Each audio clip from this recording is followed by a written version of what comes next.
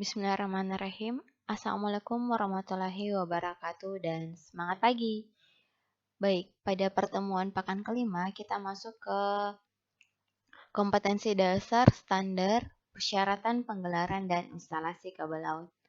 Pada pertemuan kali ini kita akan membahas tentang standar kabel laut. Yang pertama itu fungsi kabel laut secara umum dapat menghantarkan daya atau data. Nah, ada juga yang dapat menghantarkan daya dan data sekaligus. Nah, standar kabel laut ini dibuat sesuai dengan IEC standar 60288. Nah, yang pertama itu ketentuannya atau standarnya itu kabel laut tersebut itu tahan terhadap aktivitas gempa, aktivitas gunung berapi bawah laut, hewan laut, dan ranjau atau jaring pelaut.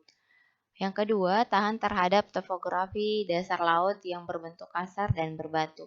Jadi, kabel laut tersebut itu harus kuat dan kokoh terhadap beberapa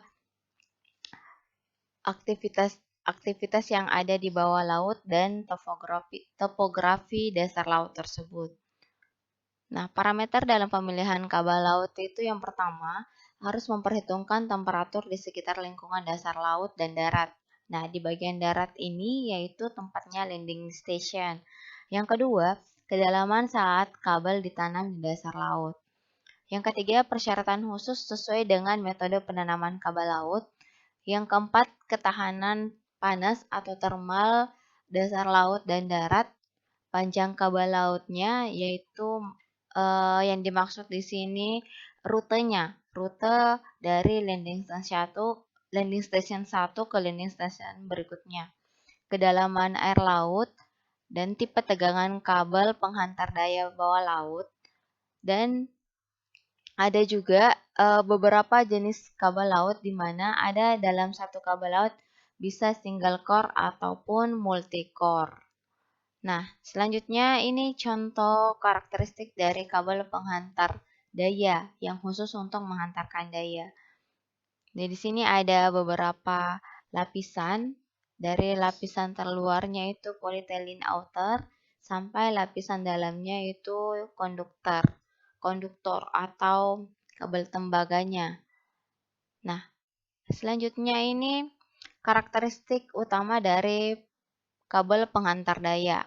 Terdiri dari konduktor, insulasi, screening, pelindung, dan pelindung luar. Nah, di sini bisa dibaca penjelasannya masing-masing. Selanjutnya ini dia karakter utama kabel laut penghantar data komunikasi yang akan kita pelajari lebih lanjut di materi selanjutnya. Jadi di sini ada beberapa lapisan, mulai lapisan terluarnya itu polyethylene sampai lapisan dalamnya itu optical fiber atau fiber optiknya yang terdiri dari 3 susunan utama, mulai dari coating, cladding, dan core. Jadi ini lapisannya kalau untuk kabel laut. Nah, selanjutnya jenis kabel laut penghantar data komunikasi. Yang pertama itu lightweight kabel, bentuknya seperti ini. Ini ada single armor, ada single armor heavy cable, ada double armor heavy cable, dan ada rock armor cable. Nah, ini dia bentuk fisiknya atau bentuk nyatanya seperti ini. Nah, masing-masing jenis kabel laut punya spesifikasi masing-masing. Nah, mulai pertama lightweight kabel, diameternya itu 17 mm.